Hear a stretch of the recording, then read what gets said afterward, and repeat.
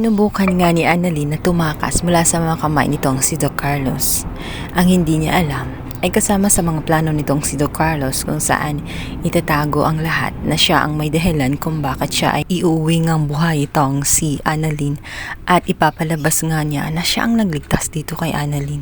Nagulat at nagtaka itong si Annalyn matapos bigla na lamang may humahawak sa kanyang likuran at nang makita nga niya ito ay si Doc Carlos kung saan naggunwaring mabait sa kanya at tutulong sa kanya.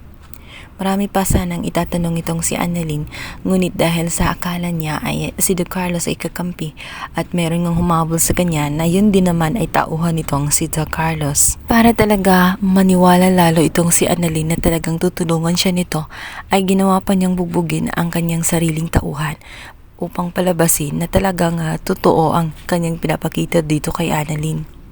Naawa naman si Annalyn matapos makita naman na tela bugbog na nga itong si Doc Carlos. Sinubukan din niya itong tulungan kundi pinalo niya agad ito. At nang mawalan nga ng malay ang tauhan nitong si Doc Carlos, dito ay nagsimulang magtaka at magtanong itong si Annalyn dahil sa pag-aakala nga niya na sa mental facility itong si Doc Carlos ay bakit nakalabas siya. Wala na ring maitatago itong si Doc Carlos kung kaya't inamin na niya ang totoo dito kay Annalyn na talagang hindi siya baliw. Nagkunwari lamang siya sa loob ng mental hospital at ngayon ay tumakas siya nang mabalitaan niya na nawawala umano itong si Annalyn upang tulungan umano ang kanyang ina dahil naawa siya sa kalagayan nitong si Lynette. At dahil nga sa ang galing magdrama nitong si Doc Carlos na paniwala niya itong si Annalyn, ngunit kalaunan ay mabubuko din siya sapagkat ang kanyang kaibigan ay tatawag sa kanya. At dito'y makumpirma nitong si Annalyn na nagkukunwari lamang itong si Doc Carlos dahil may iba talaga itong plano para sa kanyang ina at dahil nga obsessed ito sa kanyang ina ay gagawin niya ang lahat-lahat. Dito'y nalaman din niya dahil sinabi ng kanyang kaibigan na natagpuan na nga ang bangkay nitong si Doc Lyndon na kanyang pinatay. Tinanong ni Annalyn kung ano ang kanyang rason bakit niya pinatay itong si Doc Lyndon.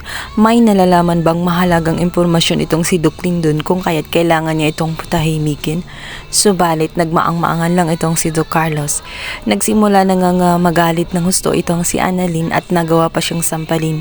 Kaya naman napagtanto niya na hindi mapagkakatiwalaan itong si Doc Carlos. Lumayo na siya dito sapagkat alam na niya na may masama siyang plano. Maaring ang kanyang mga pinagagawa ay palabas lamang kasama sa kanyang maitim na plano. Kung kaya't bago pa man mangyayari ang lahat ay iiwas na siya dahil alam niyang hindi siya ligtas kapag kasama niya itong si Doc Carlos. Nagawa nga niyang patayin itong si Doc Lyndon, siya pa kaya dahil wala na sa stable na kalagayan itong si Doc Carlos sapagkat madalas ay tela may bumubulong na sa kanya. Ito ngayon nagpapakitang itong si Dax kung saan makikita nga natin na tela nasisiraan na nga siya ng tuluyan. Hindi na nga niya kinaya ang lahat ng kanyang pinagdaraanan. Dahil sa emosyon niya nagkahalo-halo ay ang kanyang utak ay bumigay na rin kung kaya't nag-hallucination na siya na tela may nakikita siya subalit wala siyang kausap. Dito nga'y mapapansin natin na unti-unti na nga siyang sinisingil ng karma kung saan bumabalik na ang lahat ng mga pinagagawa niya sa iba. Kung saan hindi nga natutuldakan ang kanyang kasamaan ay dito na nga tuluyang matatapos.